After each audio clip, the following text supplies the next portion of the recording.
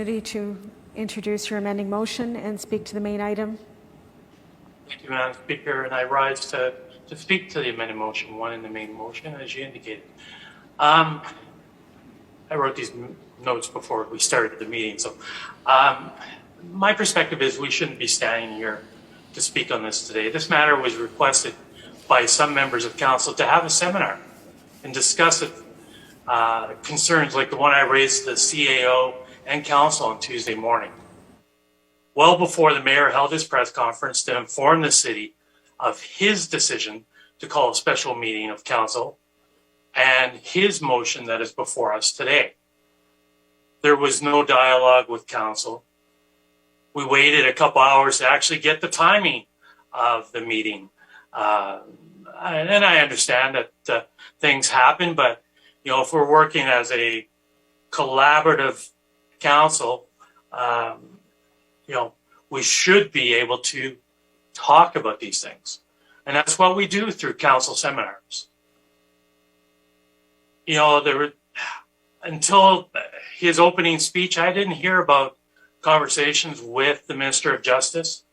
I know that I've seen on social media direct contact with the Premier, opportunities that they've had for grabbing a quick coffee in Tuxedo. I'm not sure why they couldn't have had a very good meeting to discuss this most pressing matter, to determine what course of actions that the province could do to work again in collaboration. What we have again is when adversity hits the city of Winnipeg, we have silos. We know the mayor's been briefed by the CAO and probably EPC and probably involving emergency management. We know that the acting deputy mayor left a standing committee meeting to be briefed on this matter. What I don't understand is why council couldn't have been briefed on this most pressing matter. People, all people, have their views, be it right or wrong. People, all people, have their wants for the safety of their family and loved ones. As I tried to ask through my questions to the CAO, I've driven through the area of protests several times since this past weekend. My daughter goes to school just west of this area, so I've had the opportunity to go through there at various times of the day. I would not want to be a pedestrian in that area. There's a City of Winnipeg crosswalk that is fully blocked off and unusable. There are vehicles blocking sightlines, 2 lanes of traffic, with pedestrians encroaching immediately on the lane of traffic, trying to high five, waving their flags, putting their banners up. There is no separation. There are people handing materials out adjacent to the roadway without separation. I have observed that directly until most recently that train horn. I got to tell you, I don't know what system they're using, but it is deafening. And I feel for the people that are protesting in that area, as well as the residents and those working in the area, because the decibel levels are extreme. I do know and want to note that they've changed their process, as I understand, late yesterday, that they're only doing it during certain periods and for certain lanes. That was what had most recently transpired. And I guess that occurred through dialogue with those that are protesting. People are frustrated. They've had it up to their eyeballs with the mandates.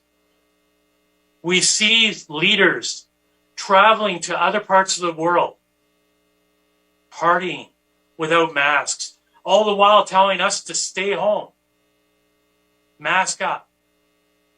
We've seen that through the leader of our country when he traveled to Europe. So you wonder why the seeds of doubt wander into the debates that we have. Not that there's not enough misinformation or alternative lenses on the matters that are before us. We have a health crisis, yes. The recommendations of the scientists are get vaccinated, yes. My family and I have made that personal choice, yes. We want to get back to normal, yes. We want to heal as a community, our city, our province, and our nation. But we can't do that while we continue to divide our community, our city, our province, and our nation. We are not Ottawa. Our protest is not the same as Ottawa. At least not yet. I am truly shocked that I'm not hearing horns and vehicles driving around in protest at City Hall. We advertised we were having a meeting today. I am truly shocked. I did wake up this morning to hear that they're protesting in Emerson. I see the protests that are going on at other border points. This is having a devastating effect on an already fragile economy. And I feel as a council, again, not working in collaboration, but writing puff piece motions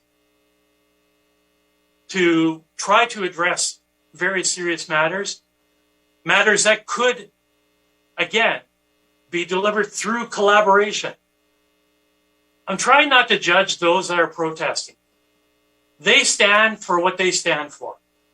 I may not fully agree with them, but I do agree that we have to get back to some semblance of normal, that we've tried through whatever restrictions. I won't call them lockdowns because, I wasn't faced with some of those lockdowns which were extreme in Quebec. I don't think our level of lockdown measured in any way, shape, or form to some of the measures that were there. But through the restrictions that we had, yes, they were painful, but they were not extreme. They were put in place to try to get to an objective, to try to push us towards vaccination as the way forward. I think we've reached our peak of that approach. I think we now have to look at those, and many of those that are protesting probably have already gone through the suffering of COVID and probably experienced difficult days and questions of, will they make it out to the other side? I pray that the suffering of those that are in hospital, I hope that they recover. I hope that the pressures that are on our medical system start to ease. We, as a council, have to start working together. This is an election year. I understand that. And I'm seeing it now. I was warned that a lot of these divisive and point motions are coming. I want to get on with the business. I was supposed to be meeting today with representatives from St. Boniface Street Links to talk about crises in our bus shelters. I've had to defer that. We're not having emergency meetings to talk about record murder rates and crime rates that are scaring scaring our city, all corners of our city. We're not having emergency debates on that. We have motions that come through. We have funding announcements that come through. But here we are today of the things that should be debated. We're having an emergency debate. We could have had an emergency council seminar on Tuesday when several of us raised concerns with regards to the safety and undertakings of this protest or occupation, depending on which councillor is speaking to it. We need to get back to a semblance of normal. I do hope that the province of Manitoba has dialogue with those that are out front of their steps.